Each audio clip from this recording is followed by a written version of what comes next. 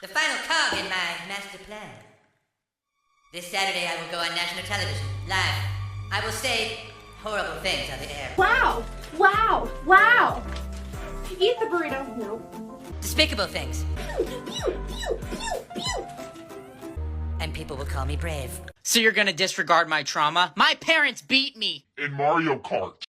I'm not going into the whole phenomenon of people faking real, serious mental health conditions for clout, except to say, Wow! Wow! Wow! Wow! South Park did an episode about this though with Tourette syndrome, and I'd like to take a look at it with you today. How did Matt and Trey handle such a serious disorder whilst also, writing a comedy show? Isn't having Tourette's awesome? Well, the episode starts with Cartman doing what he probably does every weekend. He's out at Toy Safari looking for the next thing to pressure his mother into buying for him. His reverie is interrupted by a boy blurting out profanities. A store attendant comments and the child's mother explains to him that her son has Tourette syndrome. His tics are the neurological disorder. He can't control what he says.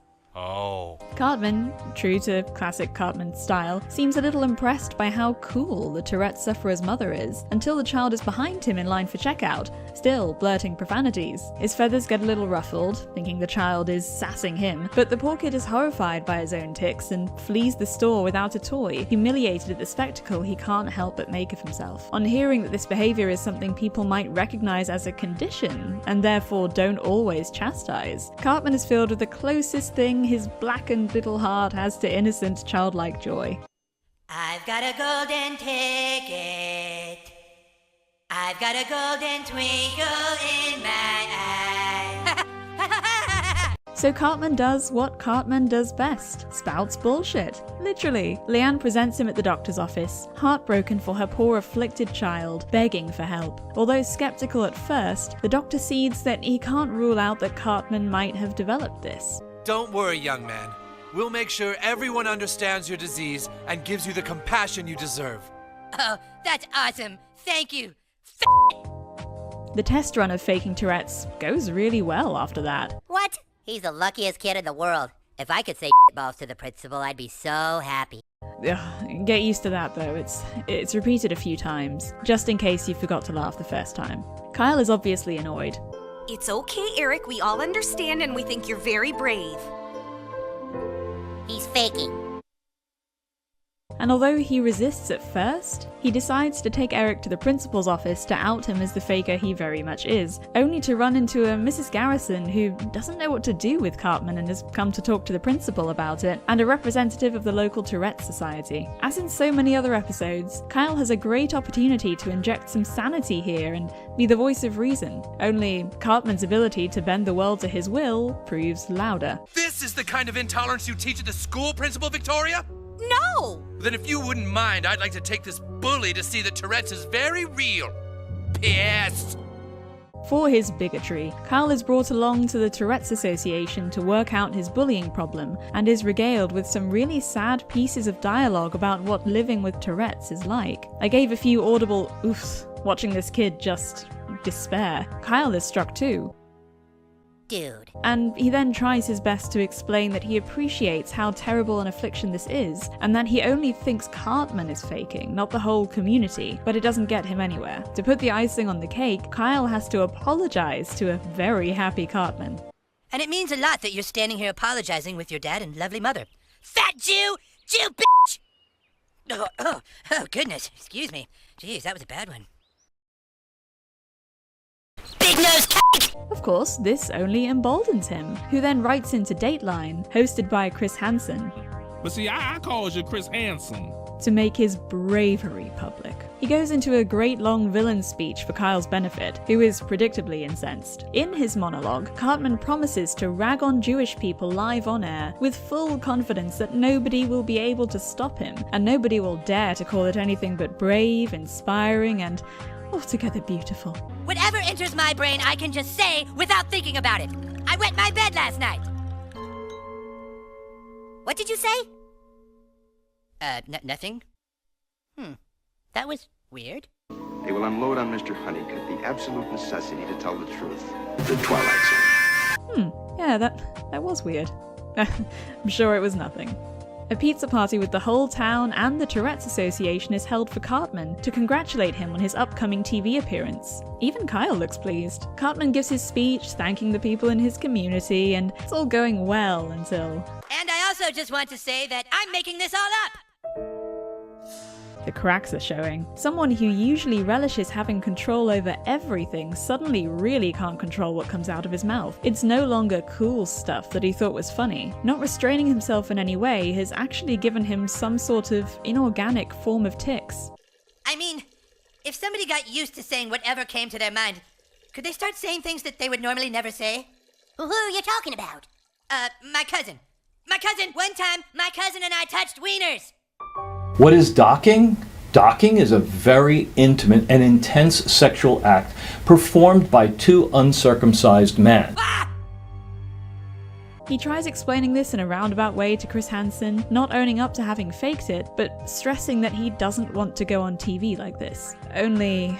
You know, one time I was doing a show called To Catch a Predator. We almost caught this pedophile, but then he ran from us because he didn't want to be on Dateline. So we tracked him down to his house. And you know what he did? He shot himself. It'd be a shame if you didn't want to go on Dateline.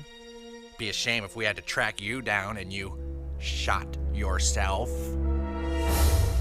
So, on with the show. There's no getting out of it now, and there are no further interruptions. Or are there? Kyle and the kid from the store have teamed up and gotten a PDF file to show up to the studio in order to disrupt Dateline and thereby prevent Cartman's appearance on the show. Only somehow it works too well. The studio then becomes full of creeps shooting themselves in the head. This and the speech from earlier is a reference to the suicide of an alleged attempted predator, which I think happened around the time this episode aired. But all that meant that the program was indeed cancelled. Cartman is saved. He prayed for a rescue. He got one, in the form of Kyle trying to knock his wicked scheme down. I asked God to send someone to help me, and you came, Cal. I love you, man. No, I beat you. You totally saved my ass, Cal. You must really care about me. A perfect ending. If I could say titty sprinkles on national television, I would be so happy. You need to shut the f*** up! So that's the plot of our episode. I've been looking forward to commenting on this one for a while. I don't have Tourette's, but this episode seemed to me really sensitive and touching at times with how it sincerely discussed it, and neurodisorders in general by extension. It was all very human, the way it was handled. This scene of offloading by the same kid Cartman saw at Toy Safari felt particularly real. You want to know about fun? Going to public places knowing you're gonna make a fool of yourself. Embarrass your parents. Ah, shit! My dad finally couldn't take it anymore. He divorced my mom, said he'd still be around, but I only see him at Christmas time now. Shit! The worst part is I know how lonely my mom is. A lot of times I know she'd be better off if I was dead. In fact, the real Tourette Syndrome Association at the time praised this episode, but also stressed the non-prevalence of swearing tics, saying, "As has been the case with far too many media portrayals of people with Tourette syndrome, the season opener of South Park served to perpetuate even further the outright myth that most of those affected by Tourette syndrome have involuntary outbursts of foul language. We do concede that the episode was surprisingly well researched. The scripted input from parents, a neurologist, peers, and the therapy session with the TS Children's Support Group all served as a clever device for providing these facts to the public. No doubt this South Park episode did generate increased national awareness about TS. I didn't include most of it, but I think the extent of the criticism about swearing as a tic being too emphasized here is unsubstantiated. Sure, the episode is all about Cartman faking a swearing tic, because of course he would. He loves cursing. And two other characters prominently featured have them too, but the therapy group session made it quite clear that that's not the case for everyone, including Cartman, who, when he did start losing control of what he was saying, wasn't blurting out swear words. I just want to thank everyone for coming. My cousin and I touched wiener. Winter is a cold time of year. Nowhere is it said or implied that most people with Tourette syndrome do swear either. I could see the argument though that a throwaway line could have been included, like Kyle complaining that most people with Tourette's don't even have uncontrolled bursts of swearing, so there Cartman, your jig is going to be up soon. But also, it's South Park. Sure, it's media and fiction affects reality, but I think it's possible to get carried away with that sentiment. It's not an infomercial. You could get into a whole media responsibility thing off the back of that, but I don't know. All in all, public opinion, the Tourette Association opinion, and my own opinion is that this episode was surprisingly sensitive and informative with its presentation of Tourette's, especially as a comedy. Something also pretty realistically portrayed is the appropriation of conditions. There's a lot of people who do just what Cartman does in this episode. You're out in the real world and they're tens of thousands. I am processing the most triggering breakup I've had in 9 years.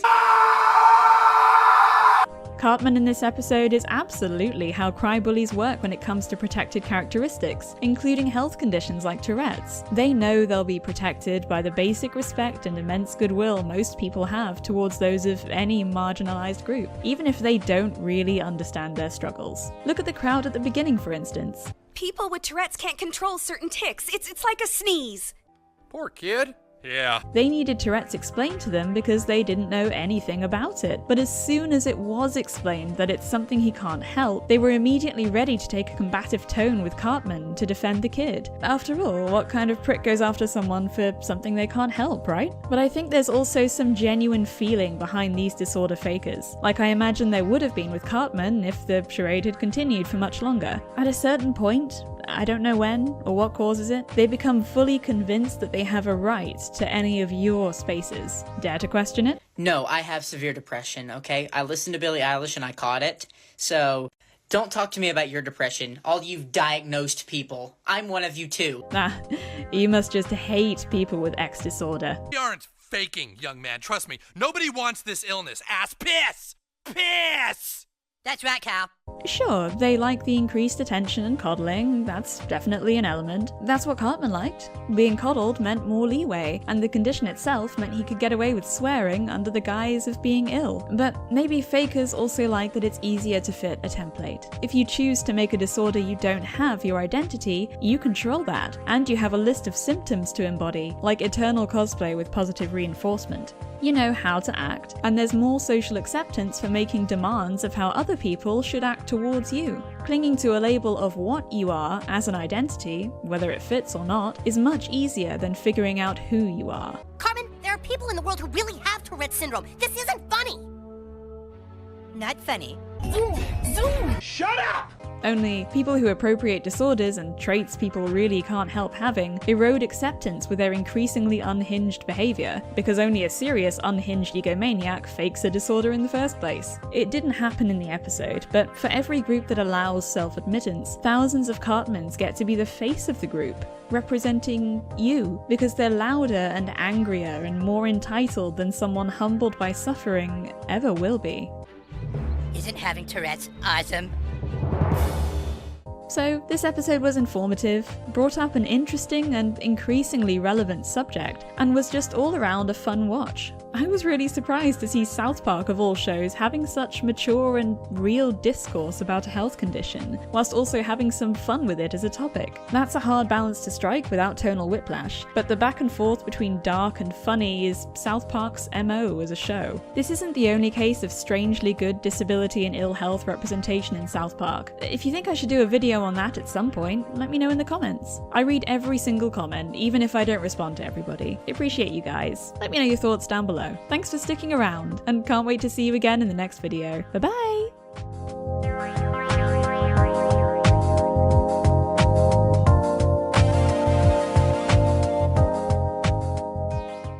Well, I think we can all put this behind us now. Piss out my ass!